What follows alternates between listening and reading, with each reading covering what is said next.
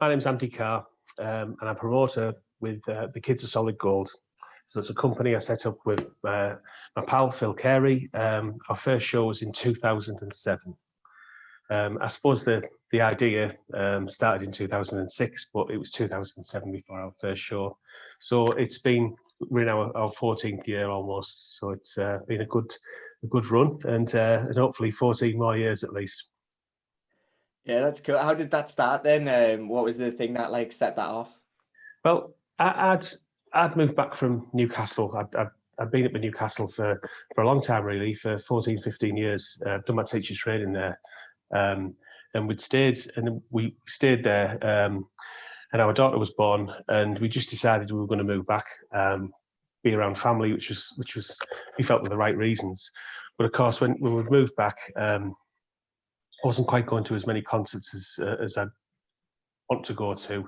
Middlesbrough was still a very good scene, but quite a lot of the stuff that I was personally wanting to go and see, we weren't necessarily doing. So I just thought, I gave it some thought, and was toying with the idea of sort of having a go at putting some shows on. I'd identified a venue, which was the Knights Club on Southfield Road. It's not there anymore now, but basically, I then got up to Newcastle to the Cumberland Arms to see a show. And it was someone who I was really keen on, a guy called Eros Childs, and I just thought, he's the guy I'm going to ask, to be the first show, and that was at the end of 2006, and then over sort of like the December and the January, I worked away at the agents, and eventually we got the gig, and it was a great learning experience. We lost an absolute fortune, but it was the best way of losing money, So, and it kind of set the scene for what was to come, really. So we did a few shows at the Knights. Phil joined me at that first show. Really, I bumped into him. He's a long-standing mate. And he just said, "I'll sponsor the tickets." And I said, "Well, why don't you just come on board and we'll just do it together?" He said, "Yeah, great." And essentially, that's how it started. And then the rest, as they say, is history. We sort of had a year at the Knights. And then after that, we couldn't really make it stack up, to be honest. There, it was kind of having to sell out in order to make sure all the bills were paid. So we ended up going to the Westgarth, and kind of bedded down there, really, and that's been the main sort of Middlesbrough venue ever since. Yeah, I spoke to Siobhan only the other day for this project as well. Yeah. She mentioned about you knocking on the door one day and just being like, "We'd like to use your venue." Yeah, it was. And we met sort of Steve, and he sort of took us upstairs, showed us the room upstairs, and it had like a little semicircular stage. There is some YouTube footage out there from really early shows, and the venue has come on a lot in that time, and then it was about 2009, early 2009. We did a couple of shows for Mumford and Sons on their first big tour.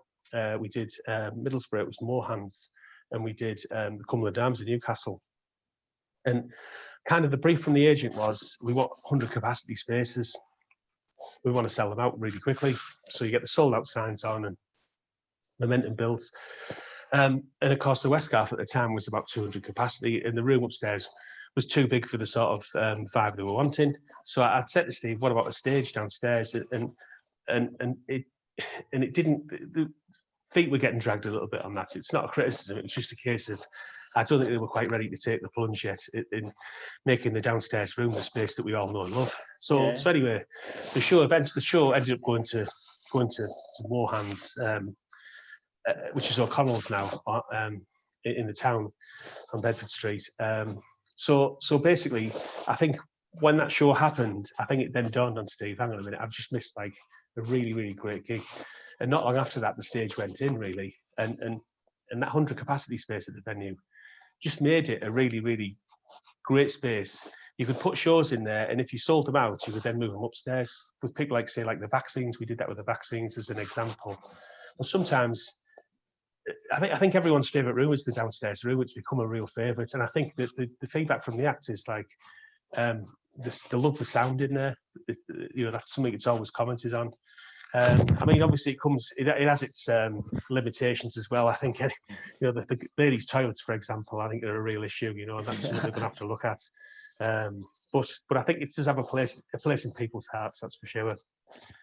Yeah, I always mention the sound, the Mackie speakers that Nathan doesn't have anymore, I don't think, but I used to put in there. And I used to say to people, "Oh, it's the best sounding room in Teesside." Even though I obviously worked with other venues at the time, I was like, you know what?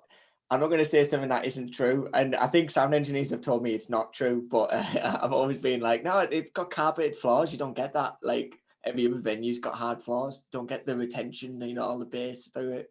Well, they do. I mean, active said, the old say when they're on stage, it sounds fantastic, And who am I to argue with that?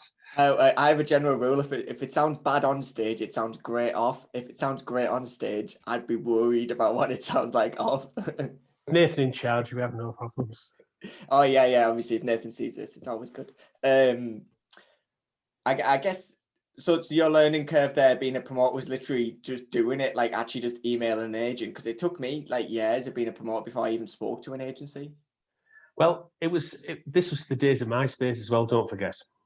So I was beavering away at Eros Childs, sort of like via his sort of MySpace page, and then beavering away at Steve Backman, who was his agent, and we ended up having a phone call, and the conversation, the confirmation, email confirmation came through. I remember it was at work in my lunch hour, and I was like, oh, fantastic, and then I said, I rang him and said, oh, thanks. Does this include? Do we have to get a PA? Does this include a PA? I think in the band turned up with a PA, and that's how naive. Yeah. And he must have thought, who have we booked this show with? Who is this idiot? Anyway, after a quick sort of ringing round, we got like a recommendation and what have you, and that was all locked in and what have you. And I think the golden route, because it wasn't Nathan who was doing it there and then.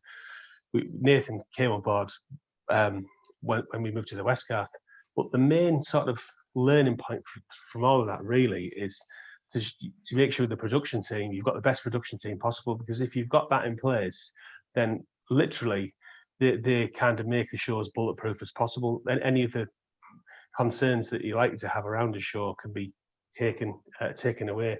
They just get on with the job, and as long as they're supported and looked after, then you're going to get a good job done. I mean, it was the case. We did a show just about 3 years ago or so at Newcastle, at Holt's Yard in Newcastle for American bands, and Ross Lewis basically he sort of he's an engineer, but other people were engineering, but he was just ran the day basically, and it was worth every penny that he cost basically, because we knew this thing it's a warehouse space, so there were lots of screens, digital screens in there for the backdrop. The staging had to get put in, and every single aspect of that he oversaw, and it just meant you could actually relax a bit and enjoy the day, enjoy the show. You've got that as a promoter. You like get there, you get to enjoy the gig. Like that's a good gig, isn't it? Essentially, like a well-run gig is one that you don't actually have to run. Like other people are doing their jobs, or you've got people in to do those jobs.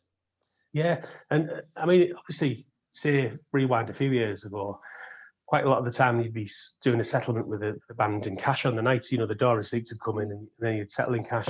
But now, really, it's all electronic payments, and even that, quite often you kind of done the majority of the settlement before the band have even left the stage. You've just sent an electronic payments, and you can it's one less thing to worry about on the night. And you obviously want to make sure everyone in the venue is having a good time. And so I even think like I'm kind of old fashioned like this really, but even the meet, especially in a smaller show, like the meet and greet, you're near the door, welcoming people, and obviously at the end of the night just saying thanks for coming, and all of that for me makes the gig, particularly a smaller gig.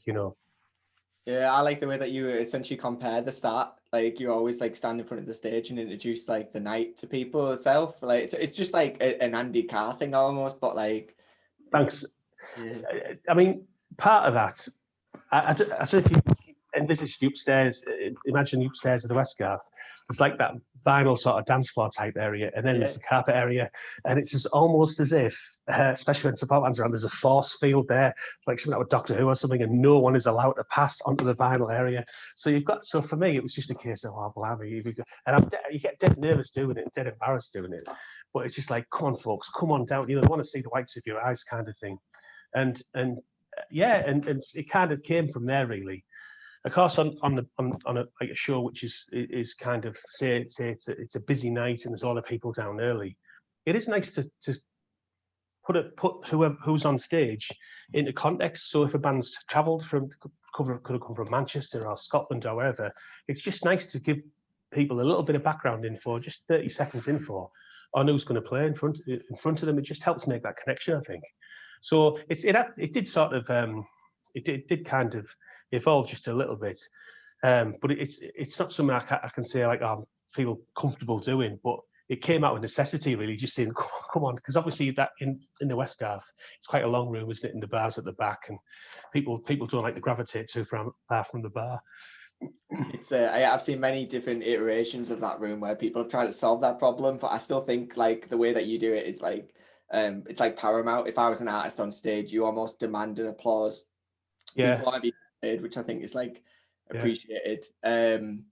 Big question, I guess. Lockdown, how's it affected your work and your future plans, Andy?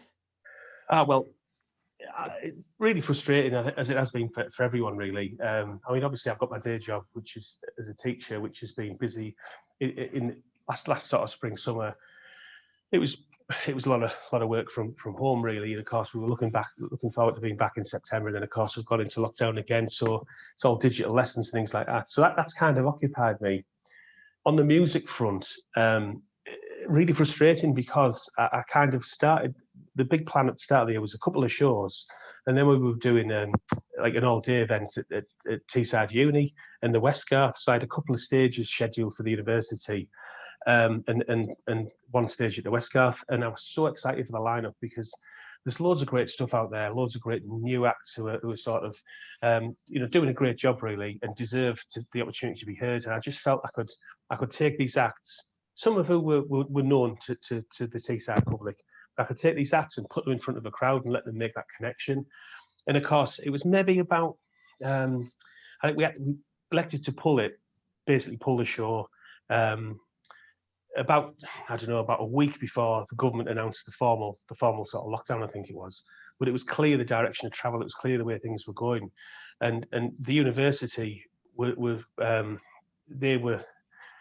Well, we just had a conversation and just said, yeah, look, this isn't going to happen, really, and that was it. And it was nice that the acts and agents, because quite a few were booked through agents, but the majority were sort of directly via the bands themselves. They were all understanding, and at the time it was a very unknown quantity what we were facing. There was no one took the hump or anything, and I am keen to make sure the acts I was looking to showcase do get an opportunity somewhere down the line. I think we own that, Yeah. And then of course there was a raft of other shows got pulled. We lost. We had everyone, that date got moved, and then of course we lost that, which is a shame. Another band I'm really, really sort of excited for. I think they're a great couple of lads, and they made an impact when they played at Twisterella. So it's really kind of been a bit down and sad about the absence of opportunities for people to be pushed forward, really.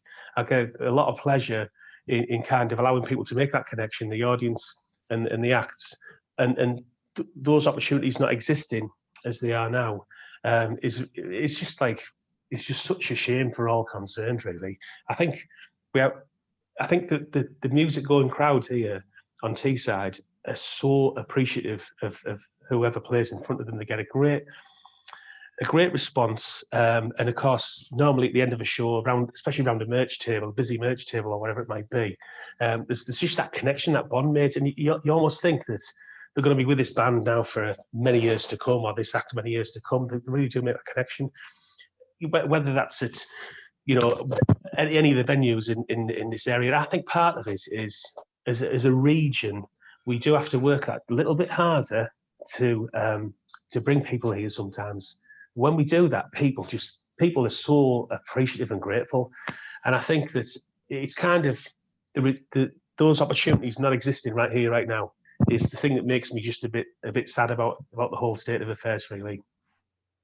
Yeah, I just get to listen, Andy. This is like one of the greatest interviews I've ever done. Other people will watch this and be like, "Wow, Simon's so quiet for once." Sorry, mate. I don't know if that's a good thing or a bad. No, it's perfect. I'm running over, so it's thanks for your time, Andy. There's loads there. I wish I could talk like another another 15 minutes, another 20 minutes, another 30 minutes. Like,